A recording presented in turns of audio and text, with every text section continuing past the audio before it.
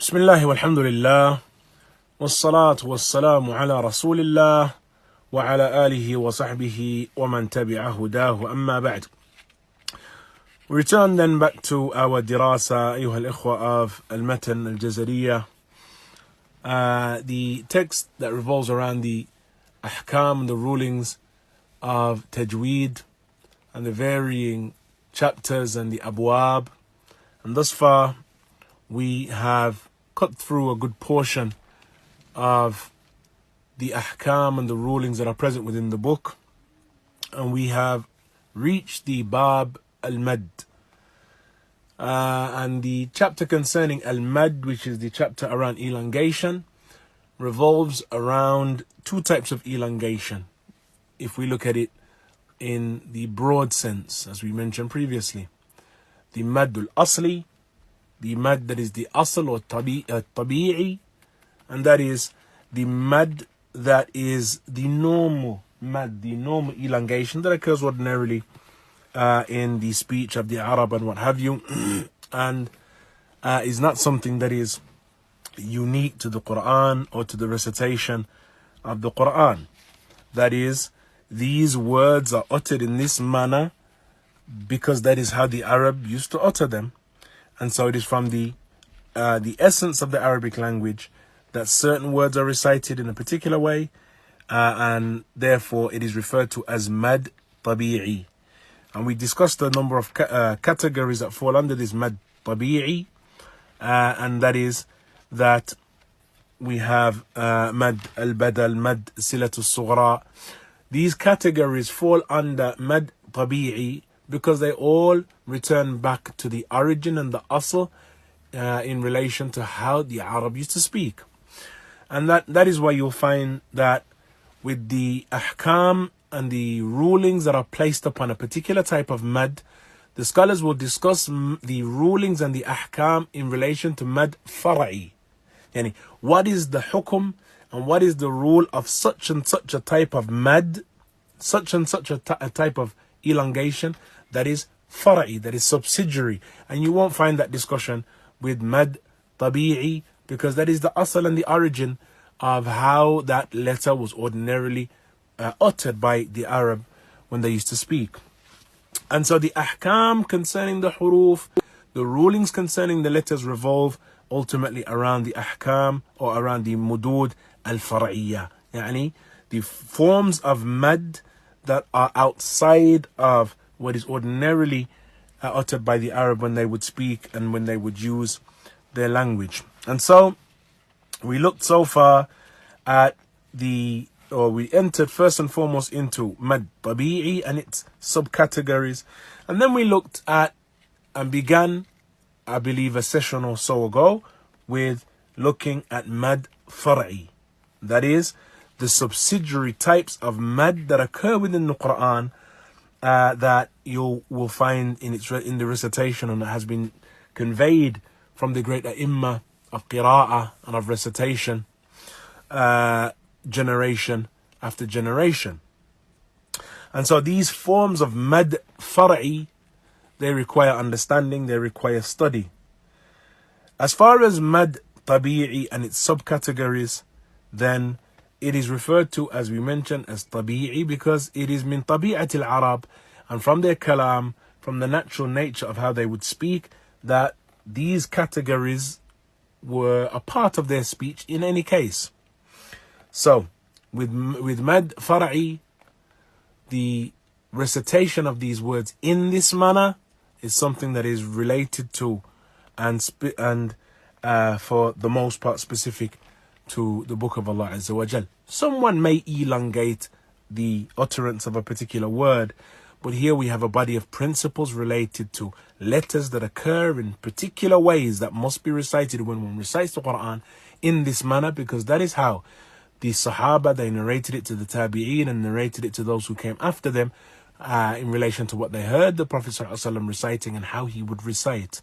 In some instances, we have some clear narrations indicating that, like the statement of Ibn Mas'ud, كَانَ يَمُدُّ مَدًّا, that the Prophet ﷺ used to yamud, that is, he would elongate with his recitation.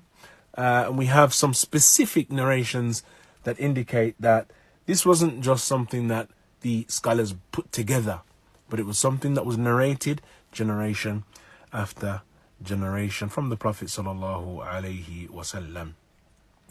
So we said, ikhwan, that the mad al-far'i is of two types. The mad and the elongation that occurs bisabab al-hamza, yani the elongation that occurs because of hamza. And secondly, we mentioned the elongation that occurs because of sukoon. As far as the elongation that occurs because of hamza, then we discussed them in the last session.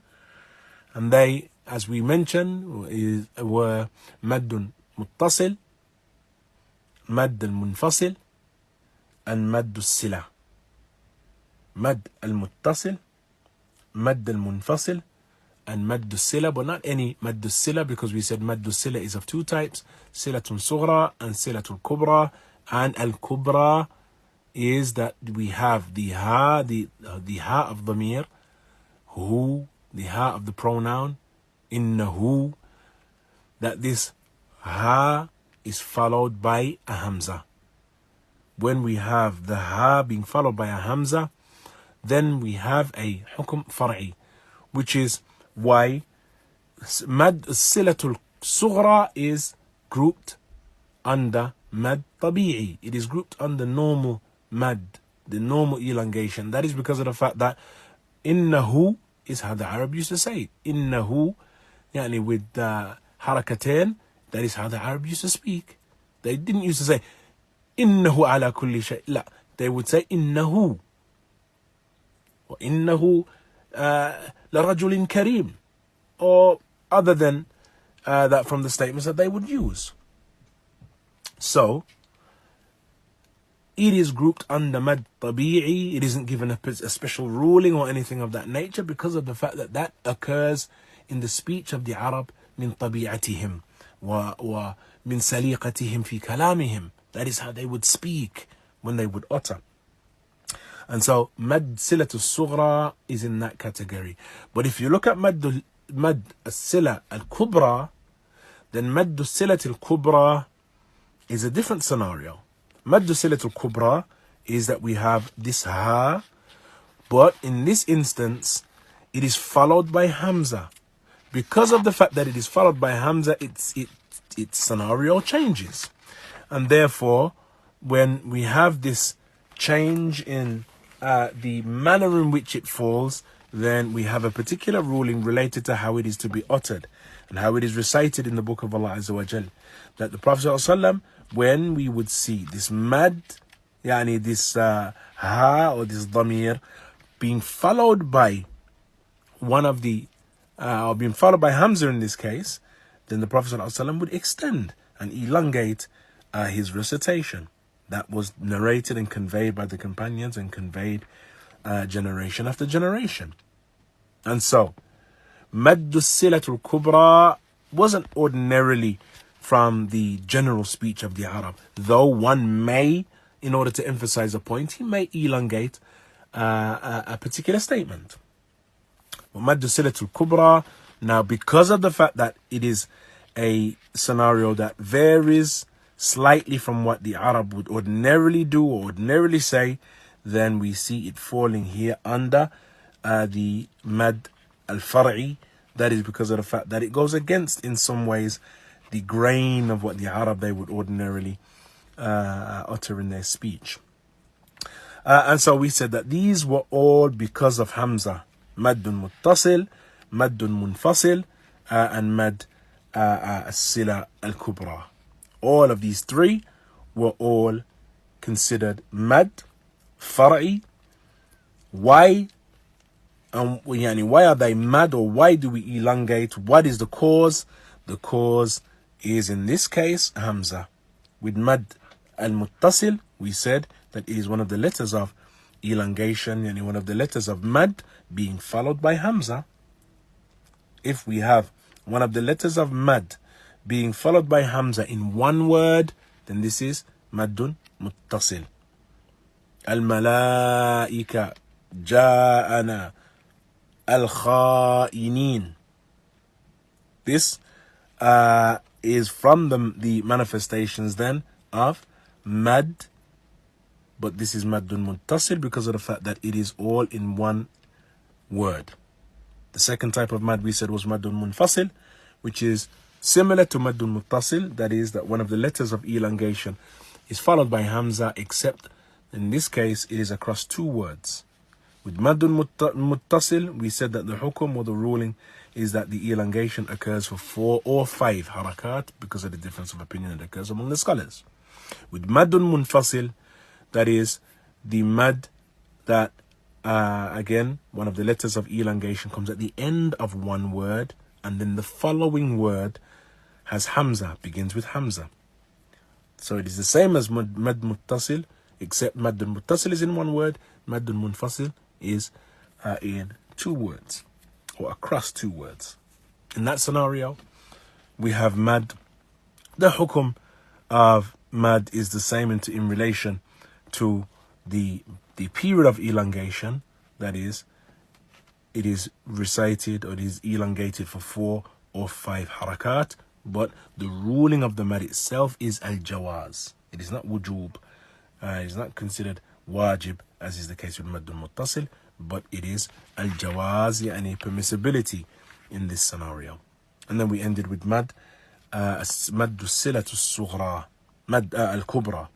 Maddu sila al-kubra is, as we mentioned, that one of the damir al-mufrad al-jam' hu, innahu, this ha, that it occurs and it is between 2 letters, both of them having haraka, but with silatul kubra, the letter after the ha is hamza. And so in that scenario, we have an elongation upon the word, yani the word itself, that is the word that has the mad upon it. يحسب أن ماله أخلد. يحسب أن ماله أخلد. Here, يحسب أن ماله أخلد. Here we find the mad is present and it is extended, as we mentioned previously, for the period or the duration, the period of the duration that we mentioned previously. If we move on then to the second category of the mad far'i, and that is the mad that is caused by sukoon. The second type of mad, that is the mad that is caused by sukoon, again is of 3 categories. So alhamdulillah, if we look then at everything that we look at and everything that we are discussing here in mad, we have 3 categories, and under each category 3 separate issues. The issues are very close and resemblant, and so they are easy to remember. In relation to the mad, then the mad far'i that is caused by sukoon, we have 3 main categories of mad. The first of them, which is possibly the most intricate, so we'll mention that first. The first of them, أيها الإخوة, is maddun lazim. Maddun lazim. And even though I say it's intricate, it's still sahal, alhamdulillah, it's easy, ikhwan, in terms of what is present within it. Maddun lazim is that one of the letters of mad occurs in a word and the letter that comes after it is sukoon. But with maddun lazim, the sukoon is asliya. The sukoon is asliya. And that is to say, the sukoon is from the origin of the word, not that the sukoon appeared because of a particular circumstance, as may occur, as we have looked at and discussed previously. Rather, the sukoon, the letter with sukoon upon it, is the origin of the manner in which that word occurs. And so the sukoon didn't come about because we're stopping, for example. Rather, the word itself has that letter with sukoon in it and upon it. And whether we're stopping or we're continuing to recite, that letter has sukoon. And so one of the letters of mad, alif, waw, Ya is followed by a letter with sukoon. Afwan, a letter naam with sukoon, but the sukoon is asliya. The sukoon is from the origin or the asl of the word, and it is upon that letter whether you stop or not. When that occurs, ikhwan, we have maddun lazim. A point that needs to be highlighted here is that this sukoon is an issue related to the language. The origin, ayyuha al-ikhwa, is that with maddun lazim, when we have a letter from the letters of mad being followed by a word with sukoon or a word with shadda upon it. And the reason we add and make mention of this issue of a word with shadda upon it, and you may say, well, isn't this in addition to what we said previously, which is one of the letters of mad, one of the letters of elongation being followed by sukoon. A letter that has shadda upon it in actuality begins with a letter with sukoon. And that is because the shadda that is over a letter, in essence, is constituted of two letters. And the reason that you see shadda over a letter is because we have two letters coming together. The first letter is sakin. The first letter is sakin. That is, the first letter has sukoon over it. The second letter has a haraka above it. And so whenever you see a letter with shadda over it, then understand that linguistically, and again this returns back to sarf and to the science of morphology, but linguistically, that letter is in actuality two letters. But this bringing the two letters together and representing that with the shadda, yani this is just a representative of what is actually taking place. What is actually taking place is that we have two letters, the first of them having sukoon, the second of them having haraka. That is what occurs with shadda. A letter, when we see a letter with shadda upon it. Therefore, if we return back to the asl and the hukum that we mentioned here, what we mentioned here is that maddun lazim is that we have one of the letters of mad being followed by a letter with sukoon upon it.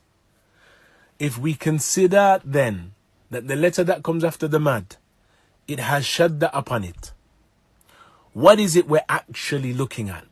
What we're actually looking at here is a letter of mad being followed by two letters that are exactly the same. The first of them having sukoon, the second of them having a haraka. And so it returns back to the asl. That is, the letter of mad is followed by a letter with sukoon. So in the case of shadda, that first letter with sukoon is brought together with the second, and that is represented with this shadda sign over the letter. But in actuality, we have two letters coming together. Maddun lazim then revolves around this general premise. We should know that maddun lazim is of two types. And as we said, this category of mad is probably the most intricate in essence. It has, but even so, it's easy. It has two types, and those two types both have two types.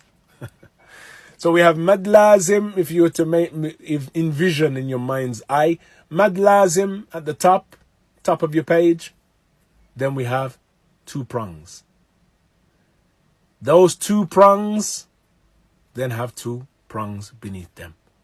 The two prongs beneath each of these categories is exactly the same. That is, the two prongs that are under each of those two prongs that come from Mad al-Lazim, they are the same thing, the same entity, and you'll see what I mean as we go along. طيب. So from Mad al-Lazim, again, in your mind's eye, if you want to draw it on a paper, Mad al-Lazim at the top, then we have two prongs to the left and the right, coming from Maddul Lazim. The first prong, you write within it Lazimun Kalimi. Lazimun Kalimi. Yani Lazimun Kalimiyun. And in the second prong, Lazimun Harfi. What is intended by Lazim Kalimi, Lazim Harfi? Lazim Kalimi is a reference to Maddun Lazim that is based upon and occurs within a kalima, that is, within a word.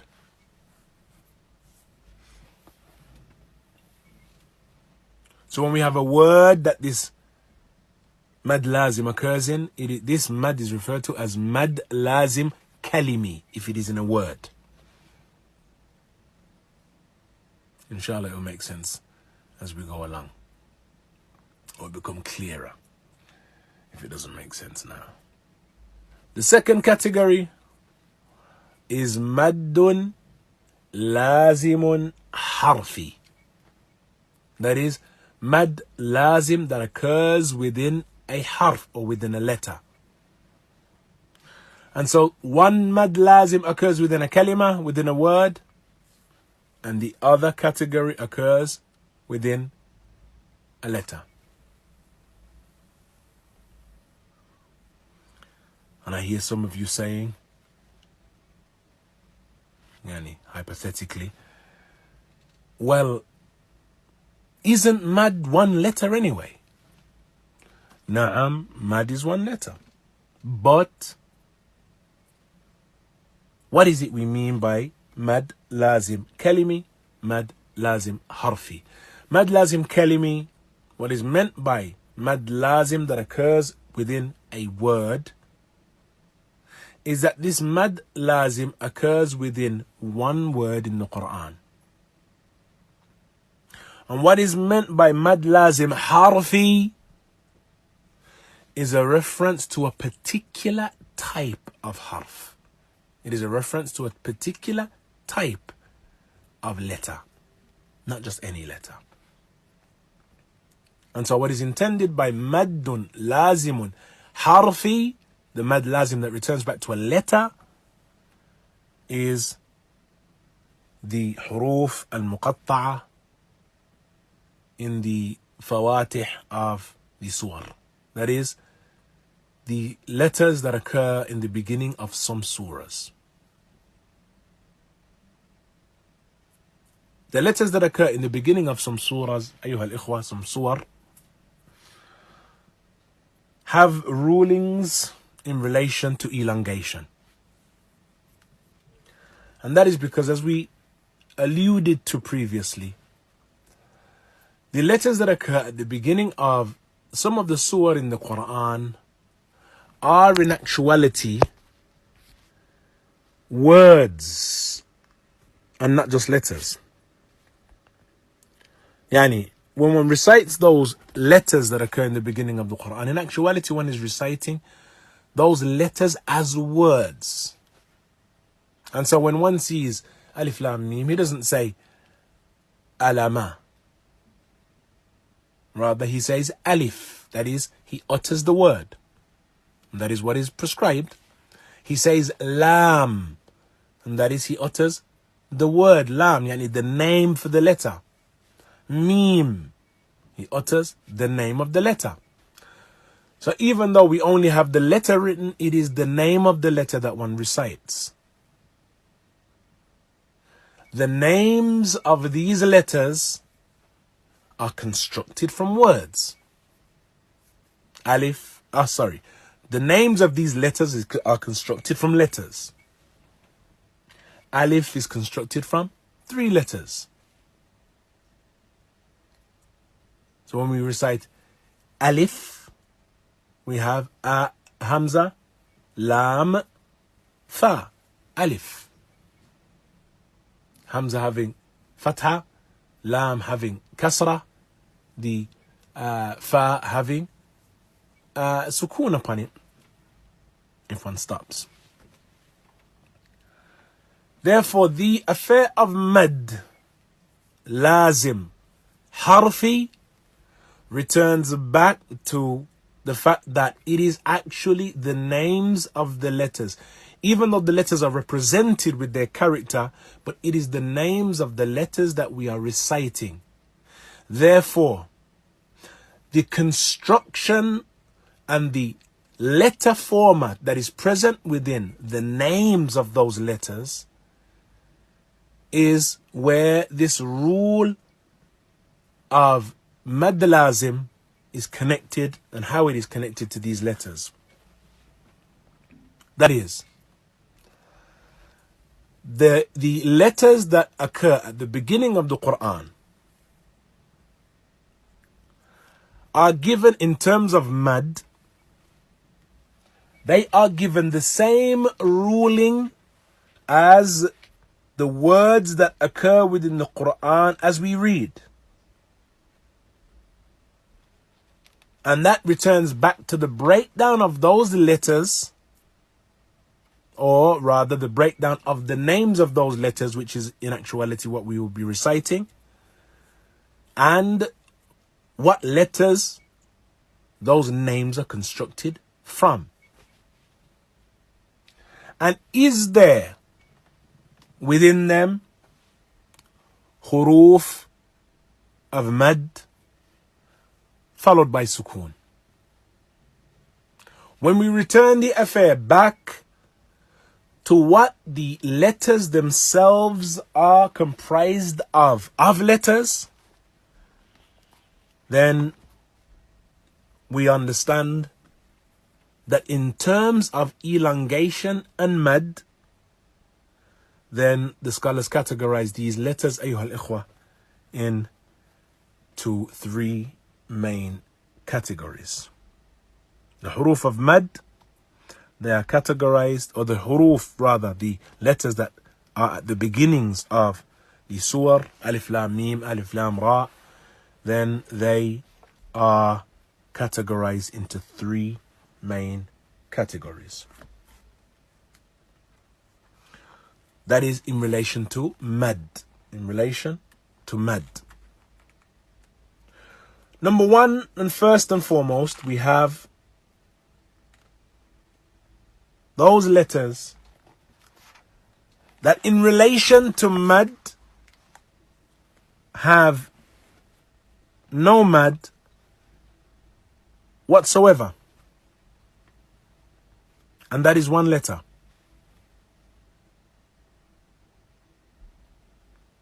And it is alif.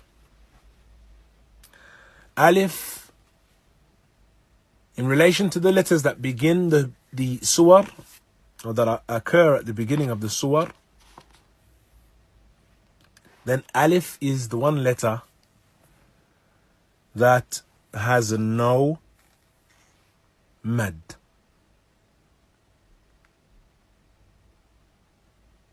And of course, for those of you who may not be acquainted with those letters, then they are Sad, Alif, Dal, Noon, Ha, Mim, Ya, Ta, Sin, Kaf,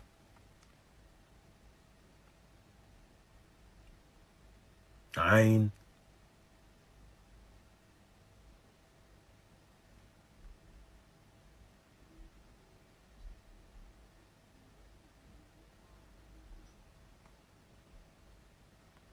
now these letters, when one recites them, one's recitation of these letters revolve around the rules of Tajweed. That is, the same rules that we apply to the recitation of the Quran and the rest of the Quran, we're going to apply here. And so if we look at these categories, then the first category, Ikhwan, has one letter within it, and that is Lam. Lam has no mad. Why? Because Afwan. Alif, pardon me, alif has no mad within it because alif is comprised of alif, yani hamza, lam, tha.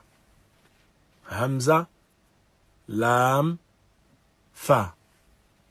The middle letter of alif has a haraka upon it, kasra. Alif. And it is not from the letters of mad. It is not ya, it is not waw, it is not alif. Therefore, alif is not elongated when one begins his recitation of a surah that has alif in it. And so it is a huge error for a person to recite alif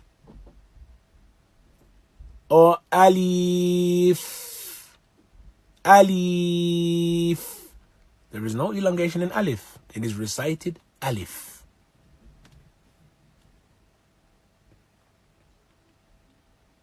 The second group are those letters that are elongated mad tabi'i, which is harakatain.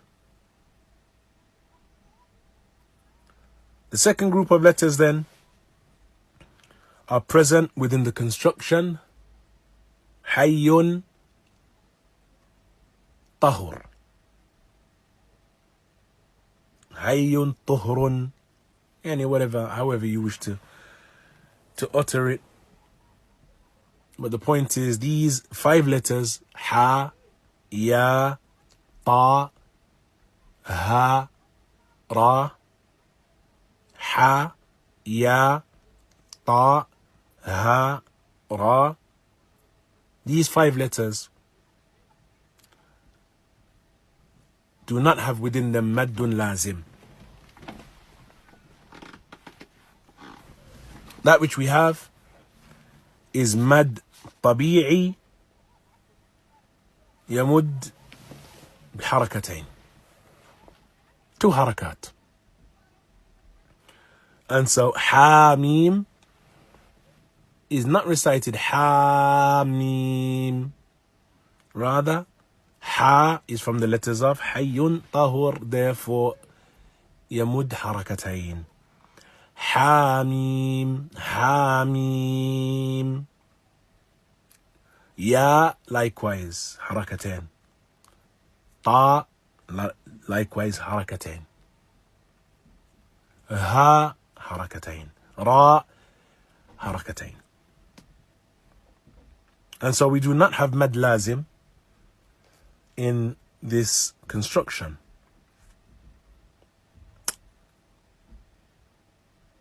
That is, أعني بذلك حي طهور.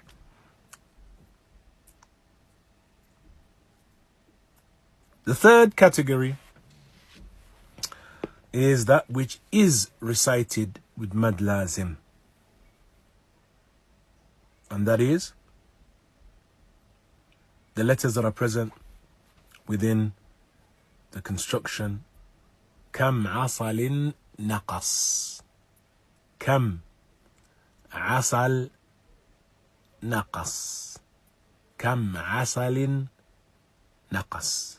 That is kaf, mim, ain, sin, lam, noon, qaf, sad. And you'll find these set of words having different constructions. سنقص علمك مثلا أو نقص عسلكم. يعني all of those words all of those formats are formats that are utilized or that are just varying ways of gathering these 6 letters.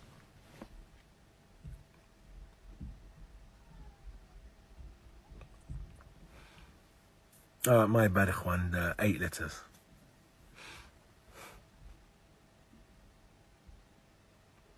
And so these 8 letters, again, كم عسل نقص. معلش إخوان, I'm fasting, as you know. كم عسل نقص. The 8 letters that are present within them are kaf, mim, ayn, sin, lam, noon, qaf, sad. The origin in relation to these letters is that they are recited madun lazim. Except that which occurs, ikhwan, with one letter from these letters, and that is, there is something of khilaf and something of a difference of opinion concerning ayn. With ayn, Ahl al-Ilm mention that 3 affairs are permissible with it. It is permissible to recite it with qasr, that is harakatain. It is permissible to recite it with tawassut, which is 4 harakat. And it is permissible to recite it mad lazim. And we will return back, once we've finished with madleen, we'll return back to our discussion of ayn. But what you should know is that these 8 letters are the letters of mad lazim. As far as alif, then there's no mad with alif. And as far as ha, ya, ta, ha, ra, the letters that are present within hayyun tahur, then these 5 letters, the 5 letters that are present within hayyun tahur, then these 5 letters are, they have mad, but it is mad tabi'i, and that is the elongation for 2 haraka.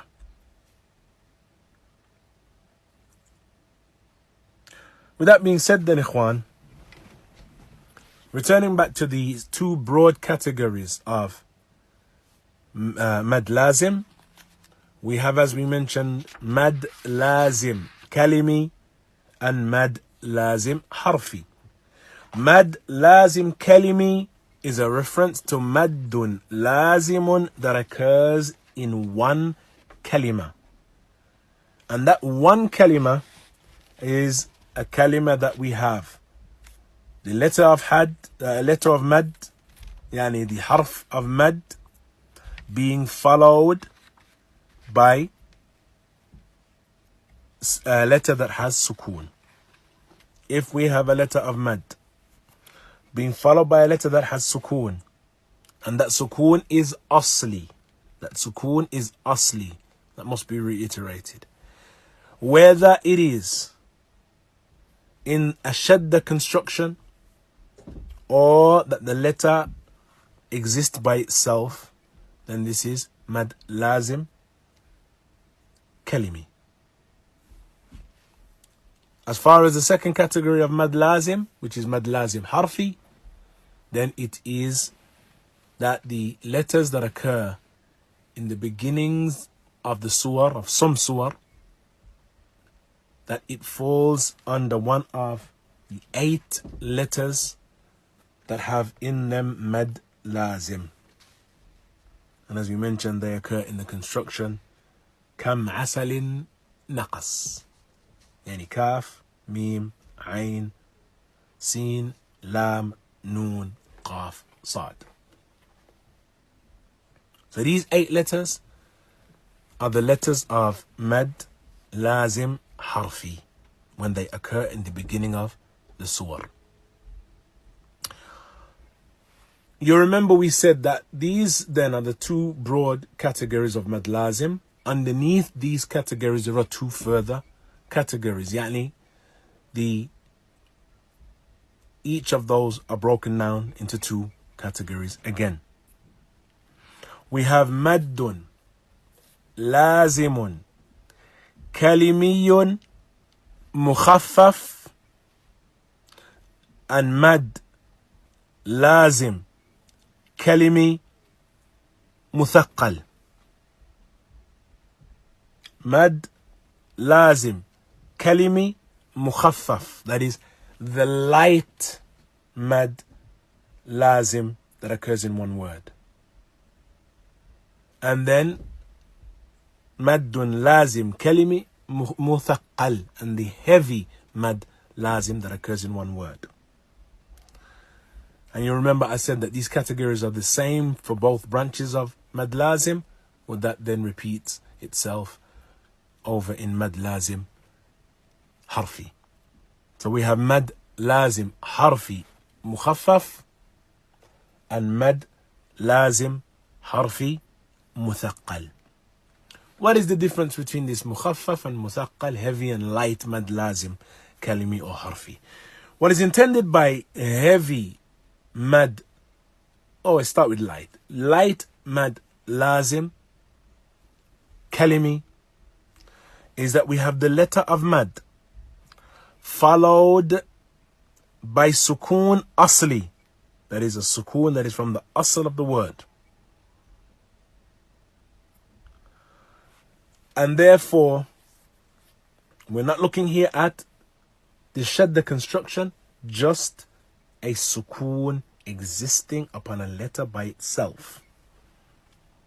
Whenever we have the harf of mad followed by a letter that has sukoon upon it, aslan, sukoon is upon it aslan,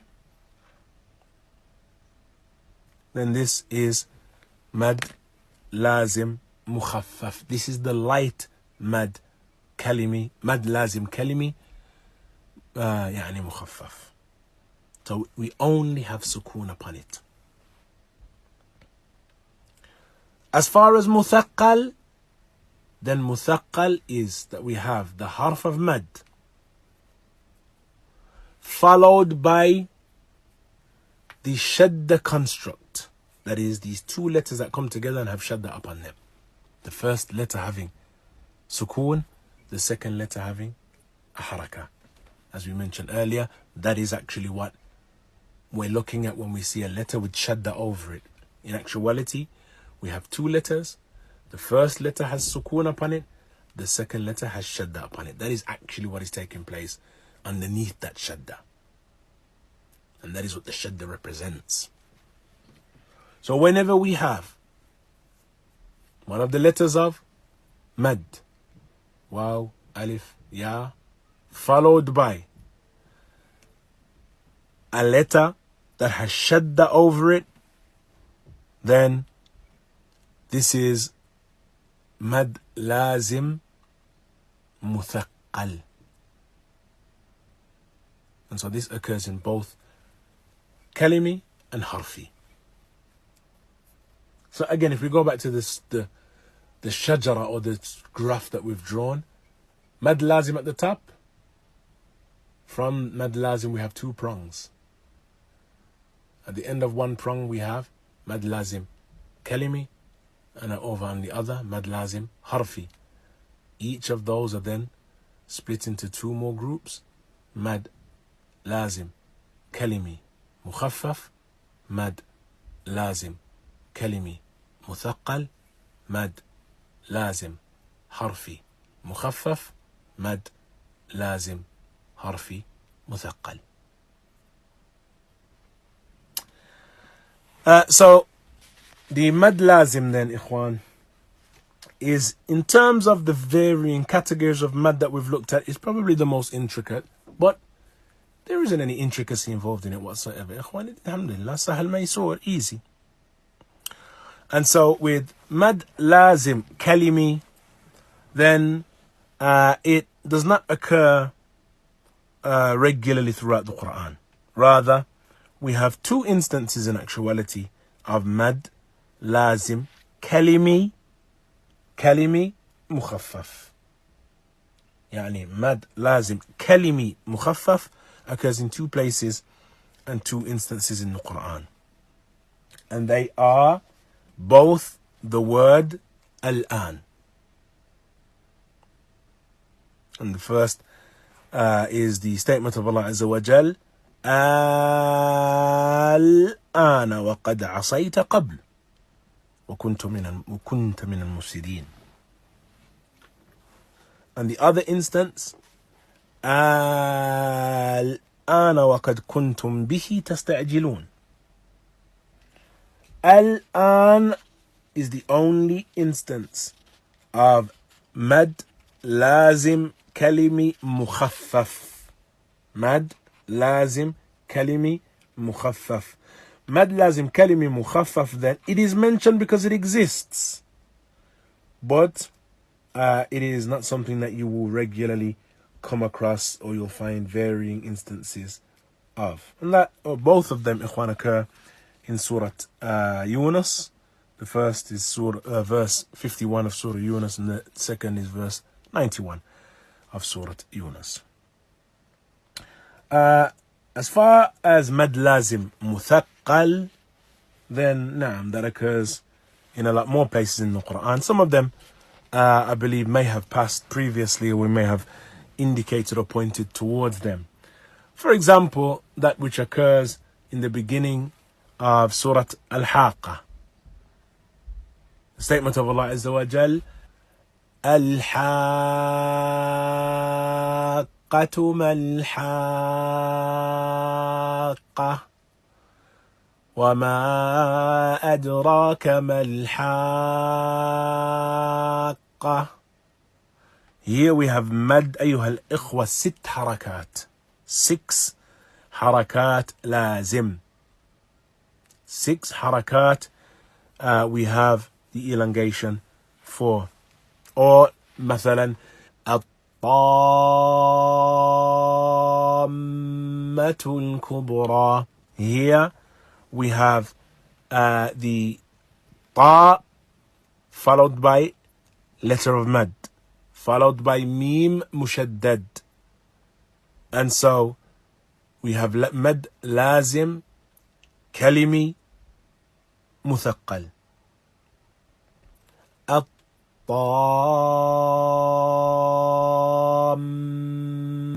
الكبرى. الحاقة ما الحاقة.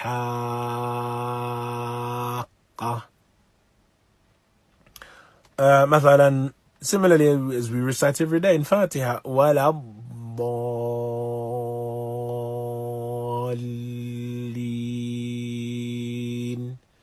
6 harakat. Here we have the harf of mad followed by a letter that is mushaddad, a word that is mushaddad. As we said, the letter here, the shadda, represents 2 letters, one having sukoon, the other having haraka. وَمَا هُمْ بِضَارِّينَ بِهِ مِنْ أَحَدٍ.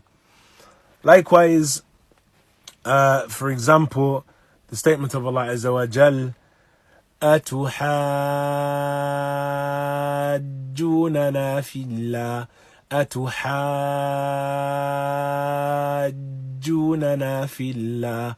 6 harakat, remembering, ikhwan, that what follows is a letter that has shadda, and therefore the following letter, the shadda that is present within it, it should be heard when one recites.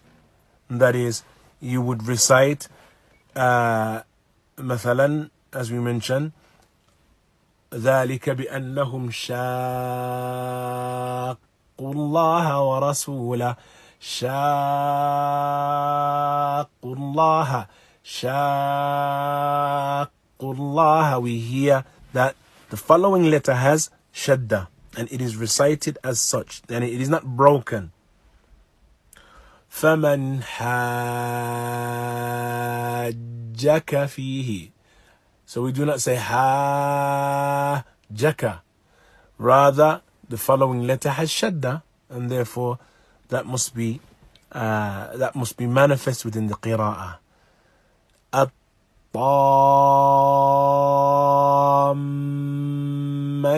الكبرى. And so with the mad lazim kalimi, we have the letter existing in a word, that is a letter of mad, existing in a word being followed by a letter with sukoon, and that sukoon is asli. That sukoon is asli. مثلا تأمروني أعبد أيها الجاهلون.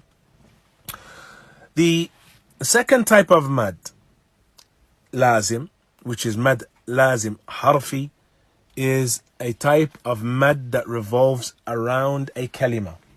And this mad, when it revolves around a kalima, ikhwan, then afwan revolves on harf, then it is, as we mentioned, imperative that we pay attention to the huruf that we're reciting.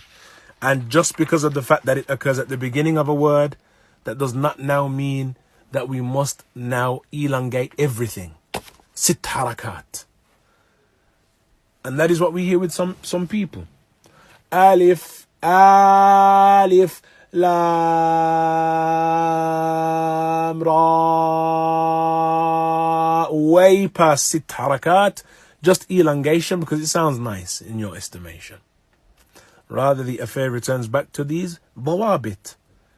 It returns back to these principles, ikhwan. Alif has no mad. And so whenever we recite alif, regardless of what other letters accompany it, alif lam mim, alif lam ra, alif lam mim ra, alif lam mim sad, regardless of what comes with alif, alif is always alif. It is recited clearly with idhar, alif. Alif, clearly. But as is the case with lam and mim, we have here two types of mad. We have lam being followed by mim, and so we have, with as it relates to mim, mad lazim. As it relates to mim, we have mad lazim. And so when one recites alif lam mim, you would recite alif lam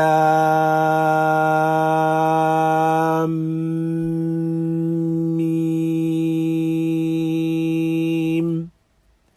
Sit harakat, but here it is muthaqqal because of the fact that mim, think about ikhwan and think about what we mentioned previously. Mim is the last letter. The letter before mim is the lam. Lam, in terms of how it is spelt, ends with mim. Mim meets mim.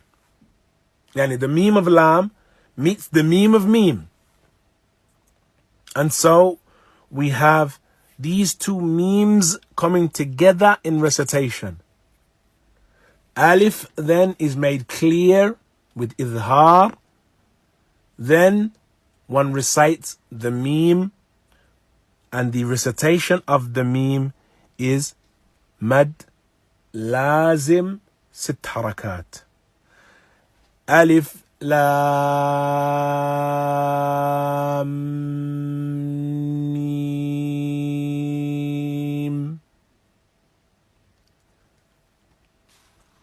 Similarly, with the other letters that are recited, they are all given the haqq that is related to the amount of time or the extension that is to be given to them. If one were to recite alif lam mim ra, mathalan, alif lam mim ra. Ra, as we said, ikhwan, it is from the letters of hayyun tahur, and therefore ra yamud mad tabi'i harakatain. And so we do not say alif lam mim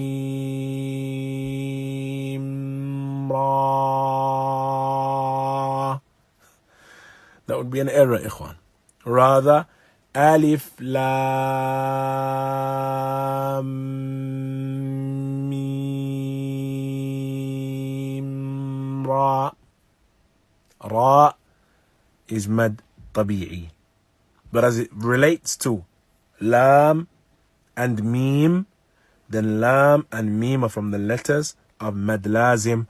Therefore, they are elongated sit harakat. Similarly, noon. نون والقلم وما يسطرون. Noon, again, 6 harakat. And that is applicable to all of the letters that are under this category. Qaf, Sad, 6 harakat. As it relates to Ayn, and we said, Ikhwan, Ayn, there is some difference of opinion. The reason there is difference of opinion with Ayn is because of the fact that Ayn, if we look at its construction, we see the Ayn, and in the first letter of Ayn, the Ayn of Ayn, having a fatha upon it. The Ya, it has a sukoon over it. And you'll remember that we said that whenever we have a Ya preceded by a letter with a fatha, then this is not considered mad, rather it is considered lean. It is not considered mad, it is considered lean. And so Ayn does not fulfill that which is fulfilled by the other letters. If you look at Mim, what do we have? Mim with a Ya, and so therefore we have elongation. Mim is Mim, Ya, Mim. So we have elongation. Noon with the Dhamma, Wow, therefore it's elongation. So if you look at the other letters that are from Mad Lazim, that if you think of how they are written, then they are written in accordance with what fulfills and what returns back to Mad Lazim, yani Kalimi, which is that we have one of the letters of Mad being followed by being followed by a letter that has Sukoon. And so in relation to Mad Lazim, in relation to the two types of Mad Lazim, then the general rule returns back, Ikhwan, to the fact that we have a letter from the letters of Mad being followed by a letter that has Sukoon Asli. The Sukoon itself is Asl, and it doesn't change if we continue reciting. And it is not related to stoppages or what have you. And so that is as it relates to Mad Lazim. So Mad Lazim, ayyuha al-ikhwa, is of two types, two categories. Mad Lazim Harfi, Mad Lazim Kalimi. We said with Mad Lazim Kalimi, it is likewise of two types.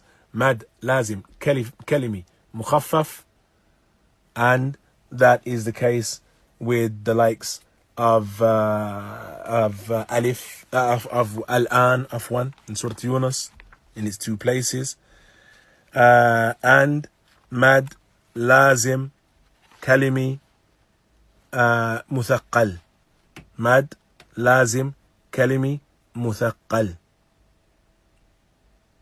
And that then is a light, so light and heavy. The Muthaqqal is that we have Shadda after the letter of Mad. In relation to Mad Lazim Harfi, it is again Mukhaffaf and Muthaqqal. What causes it to be Mukhaffaf is if we have an Alif followed by a letter with Sukoon upon it that does not have Shadda. And that is the case, for example, with Sad. Sad, yani if you look at its letter, its construction, it is Sad, Alif, and then a Dal with a Sukoon upon it. And so Sad is not considered Muthaqqal, it is Mukhaffaf. Qaf, for example. Likewise Dal. So that is as it relates to Mad Lazim. Of course, Ikhwan, a very brief overview of Mad Lazim and its categories. There are subcategories of Mad Lazim. Yani, if we look at the other two categories, then we'll see that there is a strong relation between Mad Lazim that we've just mentioned here and the other two categories. And we mentioned them briefly. For those who want a word construction to remember the letters or the huruf that begin the surah, the huruf al-muqatta'a, then you can remember them by way of the construction. Nassun, Hakeemun, Qat'an, Lahu Sir. Nassun, Hakeemun, Qat'an, Lahu Sir.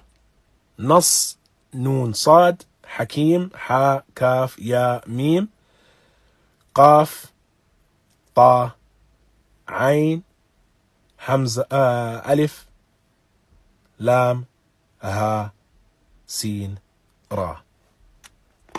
And so it is important to remember that, ikhwan, you may come across, for example, certain surah that begin with a number of letters. Like Surah Maryam, again, which or what haqq do we give to all of the letters that are in the beginning of Surah Maryam? If we look at the first letter, Kaf, then Kaf is from the huruf of Mad al-Lazim. If we look at Ha, Ha is similarly from the huruf of Mad. Ha. But what type of harf Mad is it?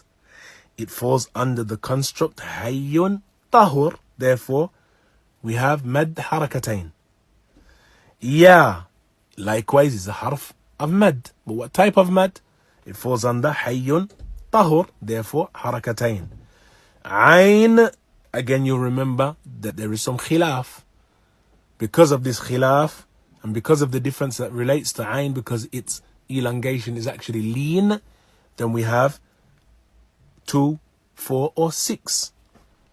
And then we likewise have Sad, which again is considered from the letters of Mad, but it is Maddun, Lazimun, Harfiyun, Mukhaffaf. And so one would recite the beginning of Surah Maryam, Kaf, Ha, Ya, Ain, Sad.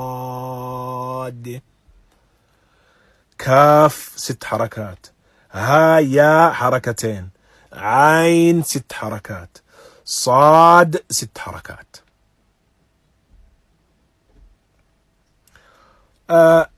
As far as the other two categories then, ikhwan, of mad that are related to sukoon, then the first of them, or rather the second of them in relation to this, is mad al-arid lis-sukoon. Mad al-arid lis-sukoon, ikhwan, is simple, sahl.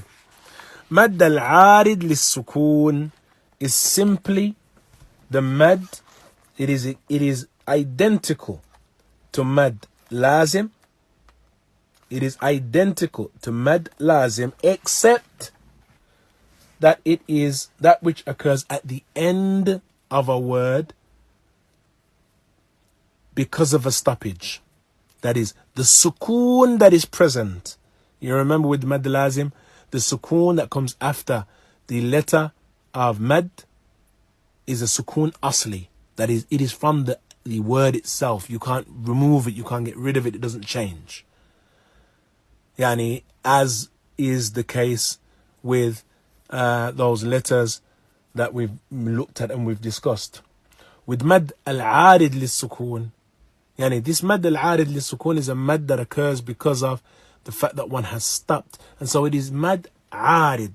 The sukoon that is present here is present, yani it's a circumstantial sukoon. It is a circumstantial sukoon.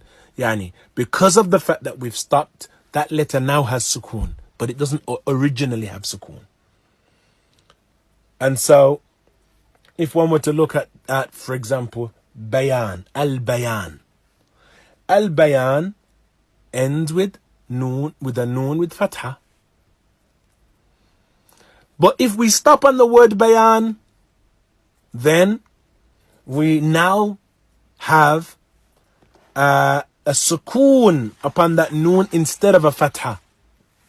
And so it returns us, or it turns us to the scenario of mad lazim.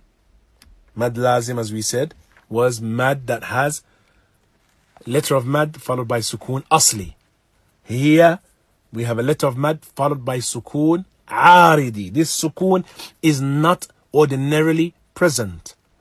Therefore, we have mad, but the ruling changes with mad al-arid lis-sukoon. Mad al-arid lis-sukoon, أيها الإخوة, there is elongation, but the ruling of the elongation is that mad al-arid lis-sukoon is elongated either for 2 harakat or 4 harakat or 6 harakat.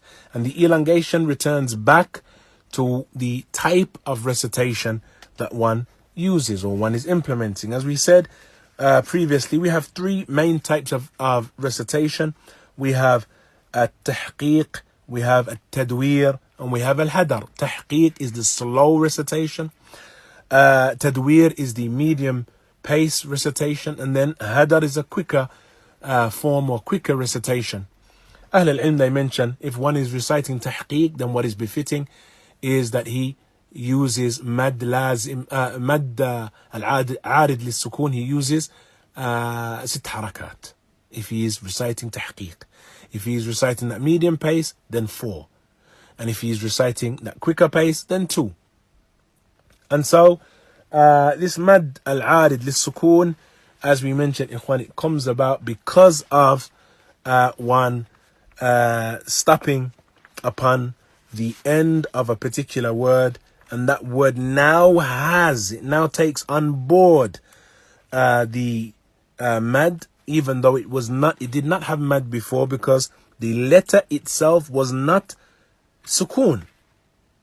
The letter before it was not sukoon, but now it becomes sukoon. So if a person were to stop upon ar-Rahman, al-Insan, then if he were to stop upon this mad sakin, this harf that is now has sukoon, alim, ta'lamun. Ta'lamun in its origin does not have any elongation. But now what we're stopping upon ta'lamun, now we have the choice. We can now recite ta'lamun, or we can recite ta'lamun, or we can recite ta'lamun harakatain. And so that returns back to the type of recitation that we are doing. If it is a slow recitation, tahqiq, then it is better for us to recite 6 harakat. If it is hadar, if it is tadwir, then 4. And if it is hadar, the quicker pace, then 2 haraka is what is befitting. It is likewise mentioned that if a person starts with a particular type of mad at the end of these words, then he maintains that mad. If he starts with a particular type of mad, he maintains that mad. The third type of mad, that is if he starts with a particular duration, 2, 4 or 6, then he maintains that throughout that sitting of qira'ah. So he doesn't change it as he recites. The third type of mad that we'll mention for this session, and we'll mention it briefly, and we'll revisit them in the next session, bi'idhnillah, is maddul leen. And mad leen, ikhwan, is again the same in relation to how it manifests. It is the same as what has previously been mentioned, that we have a letter of a letter from the letters of elongation being followed by sukoon. But in this instance, maddul leen is not considered a letter of elongation. When we have ya and waw, and we said that the letters of leen are only 2, ya and waw. When ya and waw are preceded by a letter with fatha, then the letter with fatha now makes that letter a letter of leen. And so it is now referred to as a letter of lean and not a letter of elongation, not a letter of mad. But if one stops upon a letter with lean and makes the end of that word have sukoon, we now have an elongation that is 2, 4, or 6 harakat. And so Quraysh, مثلا لإيلاف قريش. Quraysh here, if one stops upon Quraysh, Aslan Quraysh is Qurayshin, لإيلاف قريش. But if one stops لإيلاف قريش, now we have the letter of mad, the letter of lean, rather, followed by a letter with sukoons, the sheen. And so here we have the choice of reciting 2, 4, or 6 harakat. لإيلاف قريش, or لإيلاف قريش, or لإيلاف قريش. Similarly, for example, if one were to recite يرونهم مثليهم رأي العين, here عين is from the letters of lean, and so we have the option 2, 4, or 6. يرونهم مثليهم رأي العين, or رأي العين, or رأي العين. رأي العين 6 حركات. رأي العين 4 حركات. رأي العين حركتين. كدأب آل فرعون والذين من قبلهم. كدأب آل فرعون, if one were to stop upon it, كدأب آل فرعون, you got a choice 2, 4, or 6. كدأب آل فرعون. كدأب آل فرعون. كدأب آل فرعون. Any of those is permissible, and inshallah